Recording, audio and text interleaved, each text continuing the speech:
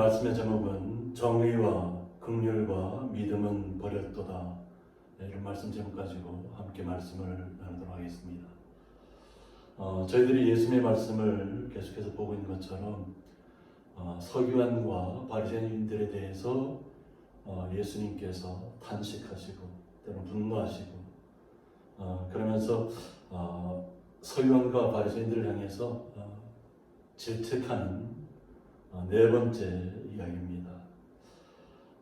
예수님께서 왜 이 서기관과 바리새인들에게 분노하셨을까? 왜 탄식하셨을까? 그것은 서기관과 바리새인에게 하나님의 말씀이 맡겨져 있다는 겁니다.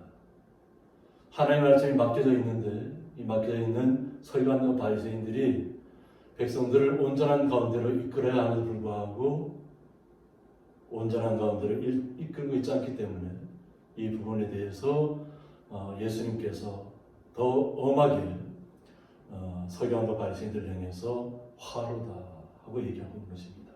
그래서 정말로 일반적으로 보기에는 서기관과 바리새인들은 정말로 정결하고 또 하나님의 말씀대로 율법대로 11절을 굉장히 강조하고 또 자신들이 그와 같은 말씀대로 살아간다고 인정하는 그런 서기관과 바리새인들입니다.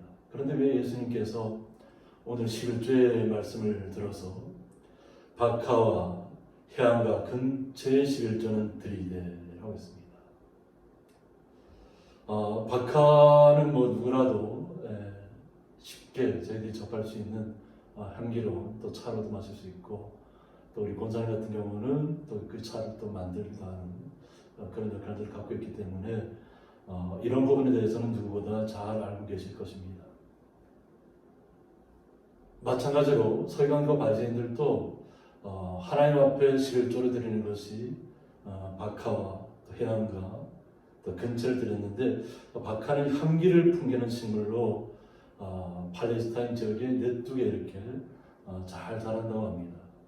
그리고 해양은 1년생 풀로서 한 60cm까지 자란다고 하는데 노란색 꽃이 피고 납작한 열매가 맺힌다고 합니다. 그래서 그 잎사귀에서 뽑은 액체는 아기들의 진정제로 쓰이기도 한다고 합니다. 또 근체는 당근과에 속하는 풀로서 열매가 양념 재료로 쓰였습니다. 그리고 미슈나의 법에 의하여 해양 박하와 함께 11조로 드리도록 이렇게 정해져 있습니다. 그래서 미슈나의 법에도 이렇게 정해져 있는 것처럼 서기관과 바리새인들 입장에서는 아주 작은 것부터 시작해서 원죄에 이르기까지 11조를 꼭 드릴 수 있도록 강조를 했다고 하는 겁니다. 그래서 우리 예수님께서도 이 말씀이 틀렸다는 얘기가 아닙니다. 그러니까 11조는 정확하게 11조 드려야 되지만 오늘 서기관과 바리새인들이 잊고 있는 이야기가 있다고 하는 겁니다.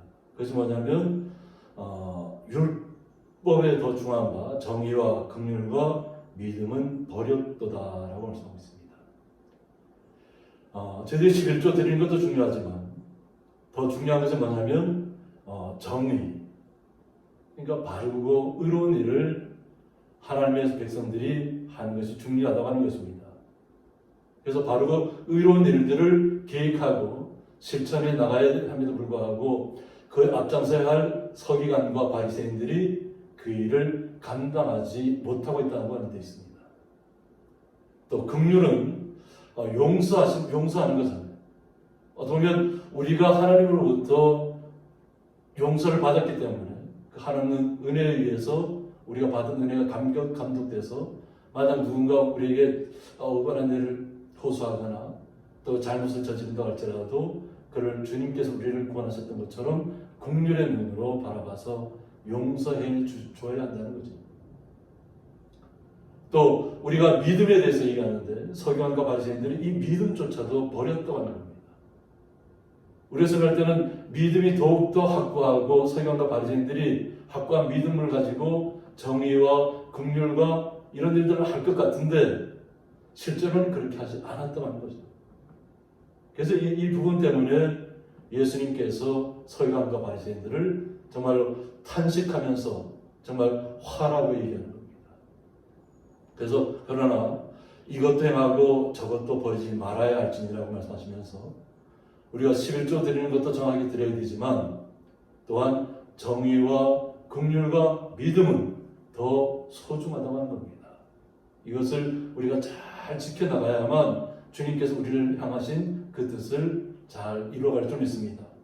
미가서 6장 6절에 보면 내가 무엇을 가지고 여호와 앞에 나아가며 높으신 하나님께 경배할까?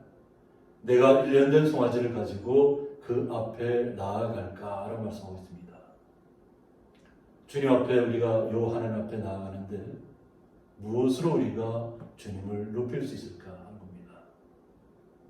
정말로 1년 된 송아지를 가지고 그 앞에 나아간다 할지라도 이것이 주님 앞에 우리의 마음이 온전하게 드려지지 않으면 이것도 아무 소용없는 줄 믿습니다.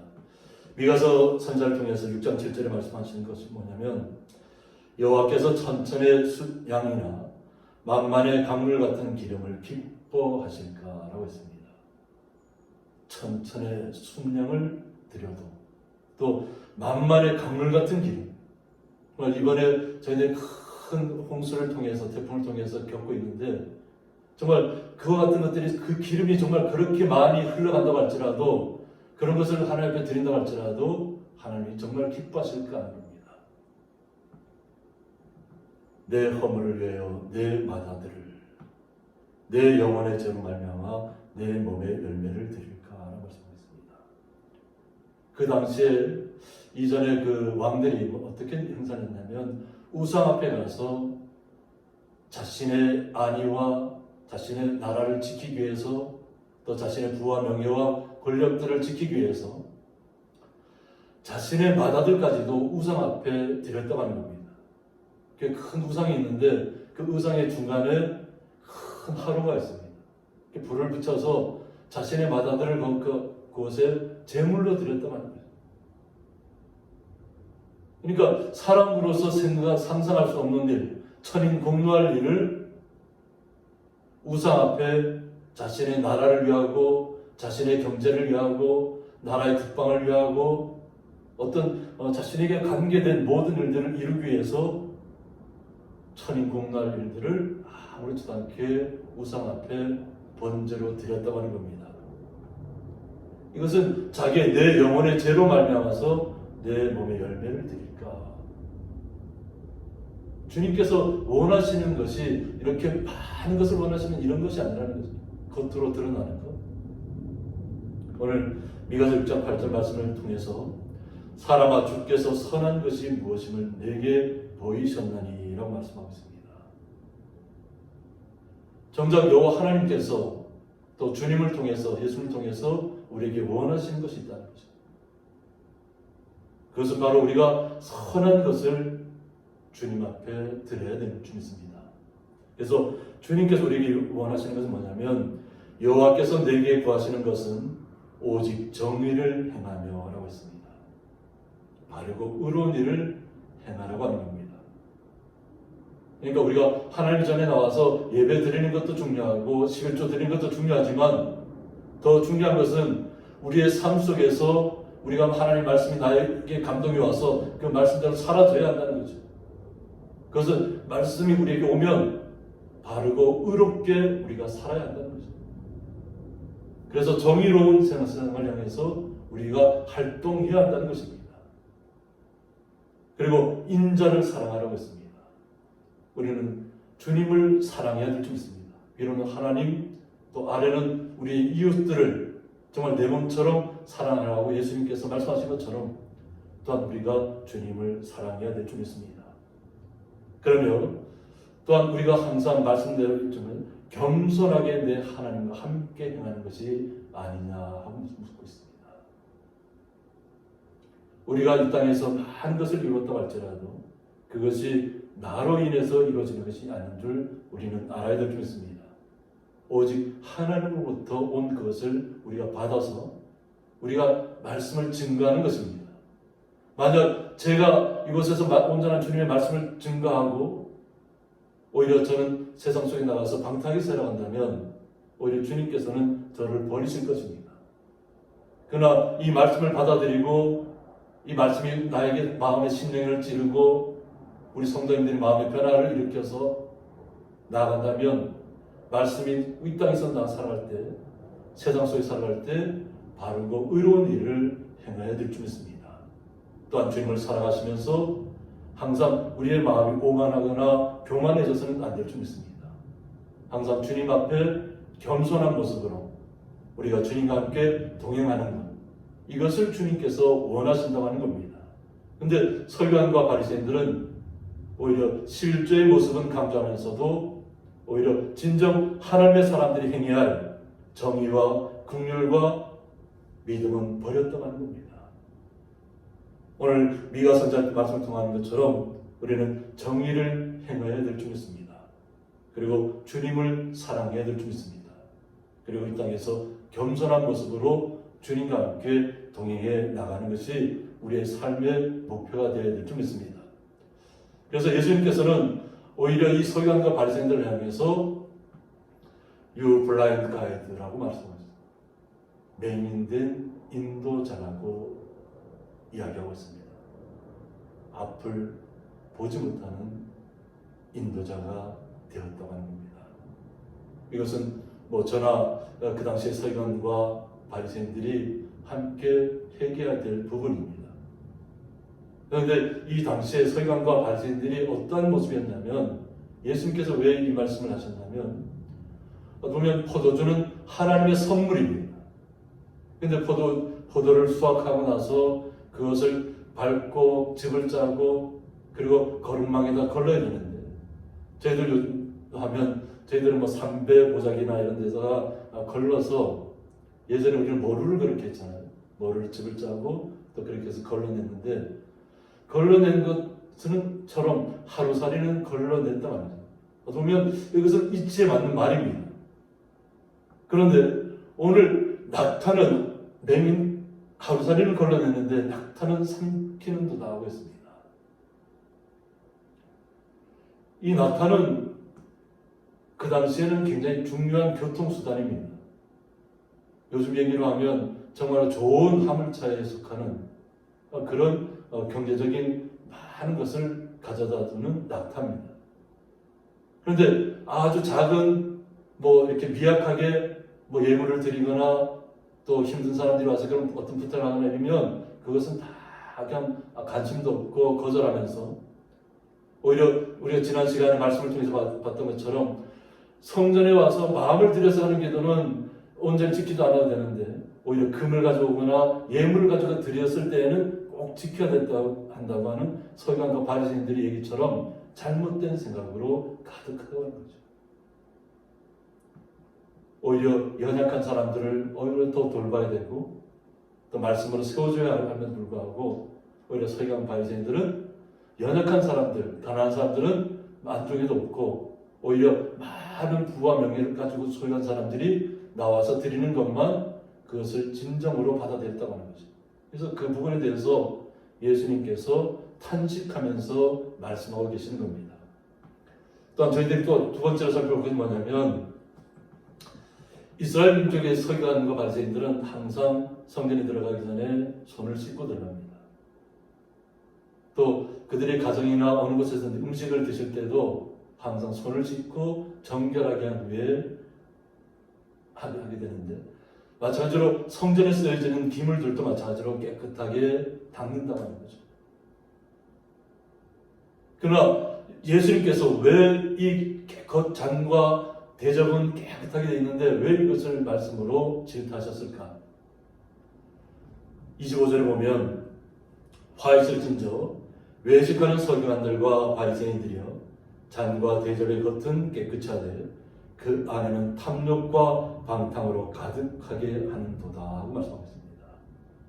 잔의 대접과 겉은 깨끗하게 잘 정돈되어 있는데 실제로 그 서기관과 바리새인들의 속 사람은 안에는 탐욕과 방탕으로 가득하게 됩니다.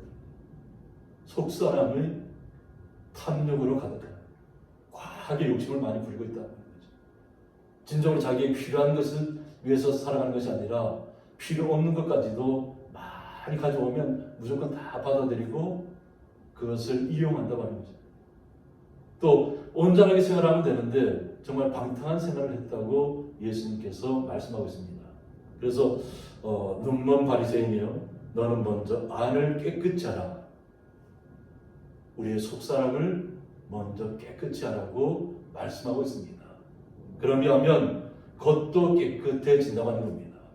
그러니까 우리의 속사람이 온전하게 변하면 겉사람도 온전하게 속사람과 온전하게 동일하게 변한다고 하는 겁니다. 그래서 이와 같이 우리가 살아야 되는데 서기관과 바리새인들은 더 엄격하잖아요. 그러니까 예수님께서 정말로 심하게 그들을 향해서 맹인된 인도자라고 얘기하는 거죠. 눈이 멀었다는 거죠. 실제로는 눈이 멀은 것이 아니라 눈을 뜨고 보고 있음에도 불구하고 앞을 보지 못하는 사람 같다고 합니다. 그래서 레위기 5장 1절에 보면 만일 누구든지 저주하는 소리를 듣고서도 증인이 되어 그가 본 것이나 알고 있는 것을 알리지 아니하면 또한 우리는 이 땅에서 공의와 정의를 실천해야 되는데 삶 속에서 만약 어떤 다른 분들이 저주하는 소리를 들었다. 그것이 분명히 잘못됐다는 것을 알면서도 그가 본 것이나 알고 있는 것을 알리지 아니하면 증인이 되지 아니하면 그는 자기의 죄를 져야 할 것이라고 말씀하고 있습니다. 결국은 잘못된 것을 보았음에도 불구하고 그것을 잘못됐다고 지적하지 않고 그 사람이 바로 개선될 수 있도록 하지 않았기 때문에 결국은 자신도 동일하게 그 죄를 져야 한다는 것입니다. 그래서 그 허물이 그에게로 돌아갈 것이라고 말씀하고 있습니다.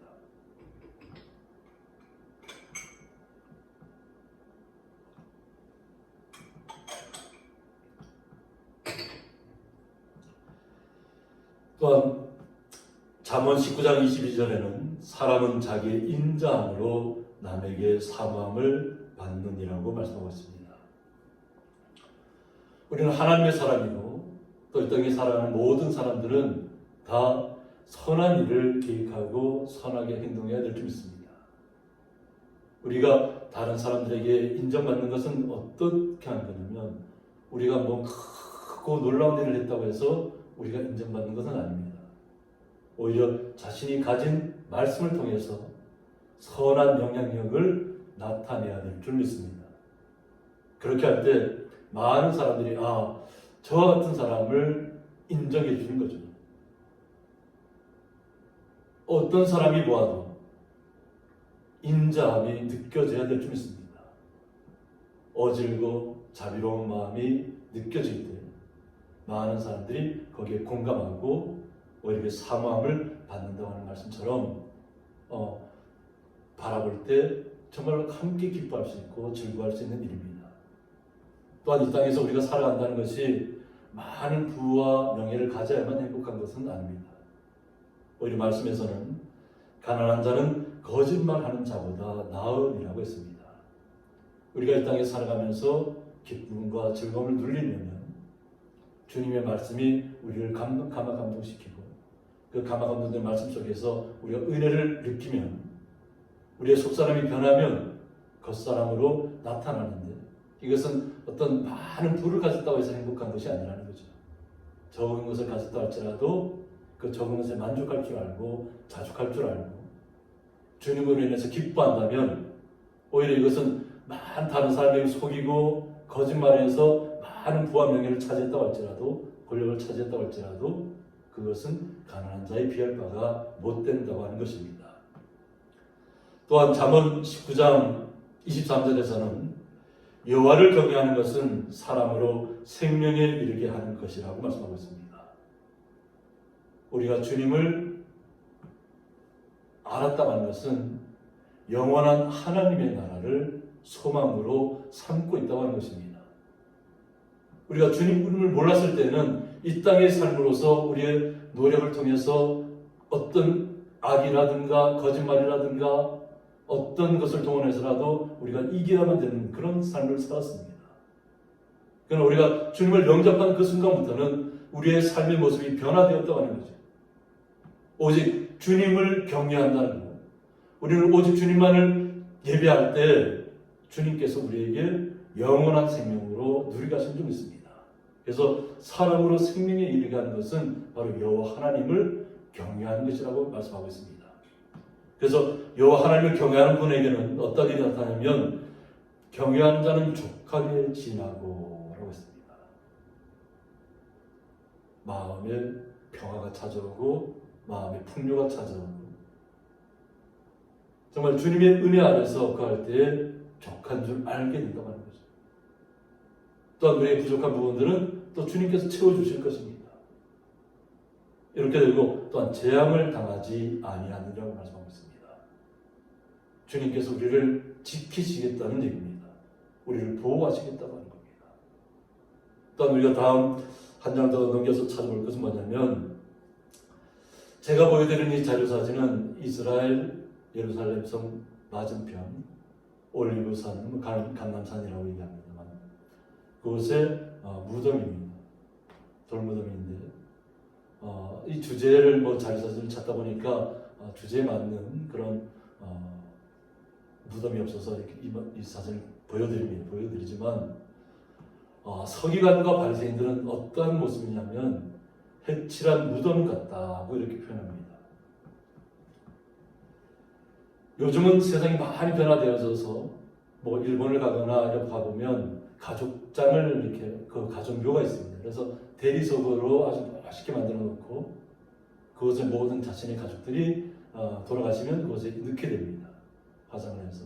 근데 예전에는 그 무덤 속에 그대로 시신을 넣기 때문에 그 시신 속 겉으로는 아름답게 보이지만 속은 죽은 사람의 뼈와 모든 더러운 것이 가득하다고 했습니다. 그런데 많은 사람들이 그곳에다 해칠을 칠한다고 하는 거죠.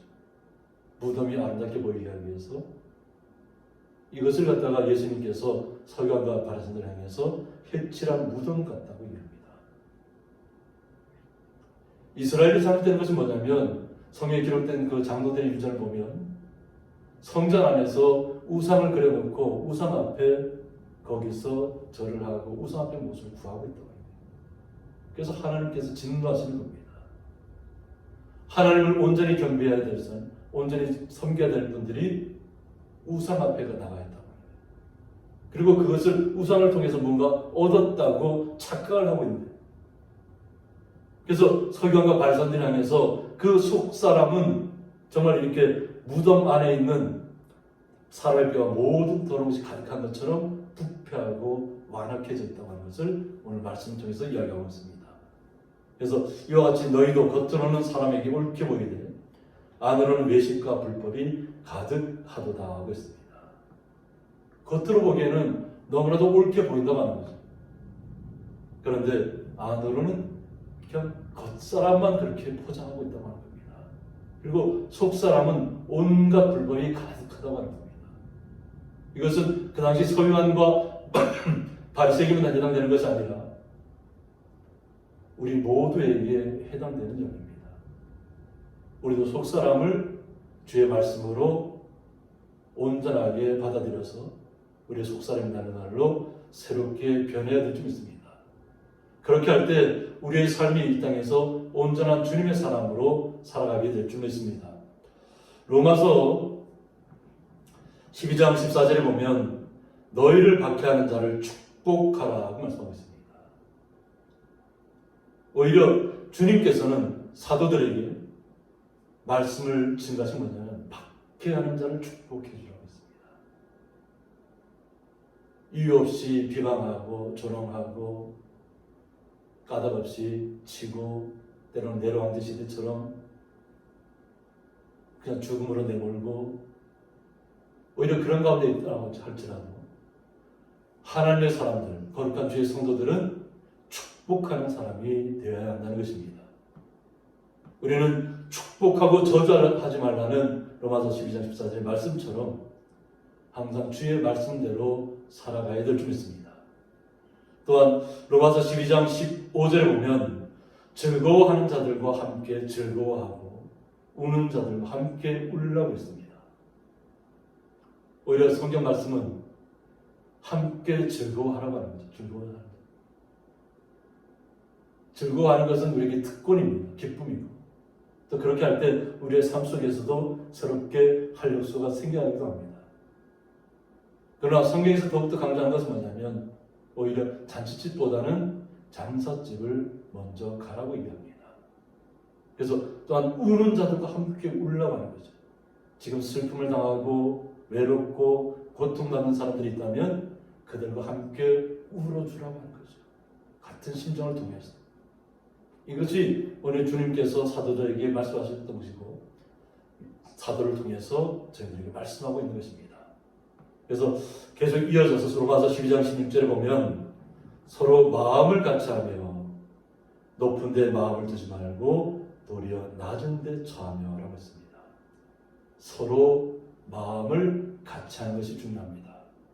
함께 동조해주고 격려해주고 위로해주고 축하해줄 일이 있으면 축하해주고 정말 함께 울 일이 있으면 함께 울어주면서 함께하는 것이 중요하다고 하는 겁니다. 또한 우리가 이 땅에 살아가면서 거룩한 주의 성도로서의 소명이 뭐냐면 높은 데 마음을 두지 말라고 하는 겁니다. 우리는 하나님의 나라, 영원한 나라의 소망을 두고 있는 것이지 이 땅에서 어떤 내 자리가 권력의 자리에 있거나 어떤 지도자의 자리에 있거나 어떤 부와 명예와 권력의 자리에 있는 것을 우리가 원해서는 안 될 줄 믿습니다. 오직 주님께서 원하시는 것은 뭐냐면 우리가 도리어 낮은 데 차라고 낮은 데 차라. 어려운 환경 가운데 있는 사람하고 함께하고 함께 마음을 아파할 사람들과 함께하고 위로하는 것이 중요합니다. 또한 스스로 지혜 있는 채 하지 말라고 했습니다. 지혜는 하나님으로부터 오는 것입니다. 이것이 우리로부터 비롯된 것이 아니라고 하는 것입니다. 세상 속에는 각자 달란트 대로 뭐 석사라든가 박사라든가 뭐 마스터들이 많이 있습니다. 그러나 그것은 지식이라고 얘기합니다. 지식. 오직 지혜는 하나님으로부터 온다고 하는 겁니다. 그러므로 우리가 이 땅에서 무언가 많이 아는 것처럼 자랑하거나 교만하거나 오만해서는 절대로 안 될 줄 믿습니다. 또한 저희들이 로마서 12장 10절 말씀처럼 아무에게도 악을 악으로 갚지 말고 라고 말씀하셨습니다. 그 어떤 사람에게 하더라도 악을 악으로 갚지 말으라는 겁니다. 우리가 이 땅에서 때로는 핍박도 받고 비난도 받고 조롱도 받습니다. 이런 때일수록 우리 자신을 먼저 돌아보는 것이 중요합니다. 서기관과 바리새인들에게 예수님께서 말씀하셨던 것처럼 우리도 또한 주님께서 말씀을 우리에게 얘기할 때 이 말씀이 과연 나에게 어떠한 의미가 있는지를 잘 살펴야 될 줄 믿습니다. 또한 상대방도 아무 의미 없이 우리에게 비방하지는 않을 것입니다. 조롱하는 데는 다 이유가 있을 것이고 비판하는 데는 다 이유가 있을 것입니다.